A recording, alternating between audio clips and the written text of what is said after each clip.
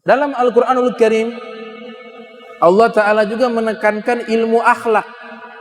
Jadi ilmu akhlak ini masuk juga kepada ilmu tasawuf. Di zaman kita sekarang ini banyak kehilangan. Kita banyak kehilangan akhlak yang mulia. Kalau ilmu banyak, orang pandai itu setiap masa itu banyak. Tapi tata krama itu berkurang. Tata krama itu berkurang. Yang muda tidak lagi hormat kepada yang tua. Kemudian murid tidak hormat lagi kepada guru. Kemudian anak tidak lagi hormat kepada orang tua. Ini zaman sekarang terjadi banyak. Maka ilmu ini adalah ilmu yang sangat penting yang Nabi SAW katakan, innama bu'ithu liutammima sholihal akhlak. Saya diutus untuk menyempurnakan kebaikan akhlak, kata Nabi Muhammad SAW. Atau riwayat yang lain mengatakan, innama bu'ithu liutammima makarimal akhlak. Saya diutus untuk menyempurnakan kemuliaan akhlak, kata Rasul sallallahu alaihi wasallam. Jadi ini harus kita perhatikan.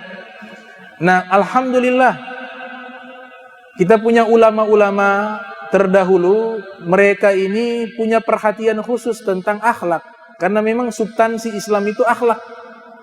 Sehingga Nabi pernah ditanya, apa itu agama Islam? Nabi katakan husnul khuluq. Ditanya lagi, apa itu Islam ya Rasulullah? Nabi menjawab husnul khuluq. Sampai 3 kali Nabi mengulang-ulangnya, yaitu substansi daripada ajaran Islam adalah akhlak yang baik. Makanya para ulama menyusun kitab-kitab tentang pendidikan akhlak. Kalau kita baca kitab yang sangat bagus tentang akhlak, namanya Akhlak lil Banin. Akhlak lil Banin. Mungkin orang-orang yang usianya 40-50 tahun yang lalu kalau belajar di madrasah-madrasah, di pesantren-pesantren, mereka kenal kitab ini. Ini karya Syekh Umar Baroja. Syekh Umar Baroja. Itu beliau punya kitab itu 4 jilid. Juz 1, juz 2, juz 3, juz 4. Dan luar biasa. Dalam kitab tersebut membahas tata krama, akhlak.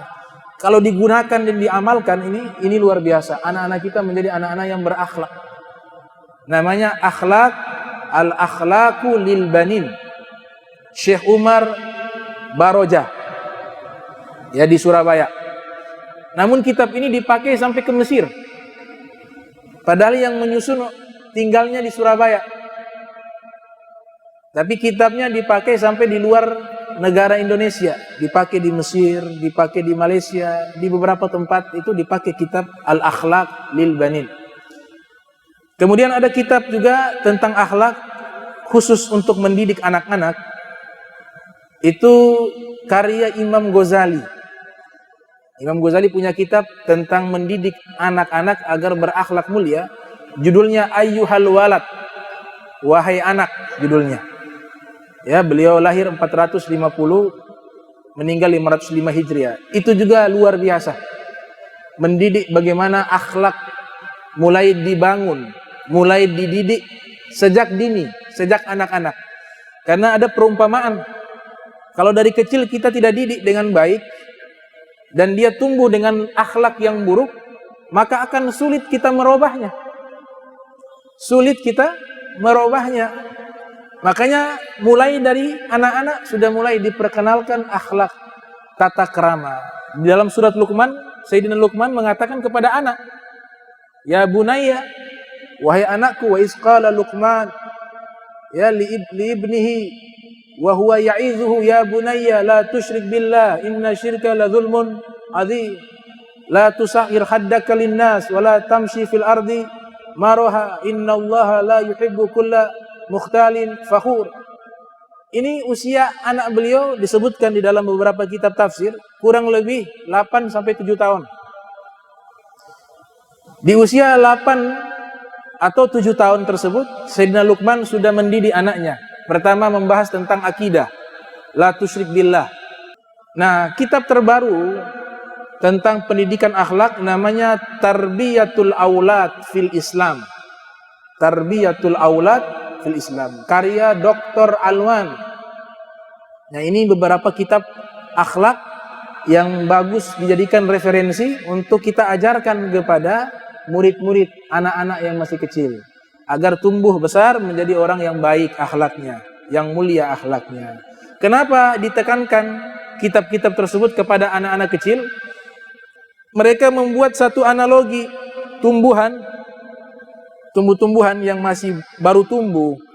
Dia punya batang kan masih lombok, masih lembek. Kalau dia bengkok masih bisa kita luruskan. Dia bengkok masih bisa diluruskan. Tapi kalau dia sudah tumbuh menjadi pohon yang besar dan kita biarkan dari awal dia bengkok, maka dia tumbuh besar dalam keadaan bengkok, maka susah untuk kita luruskan lagi.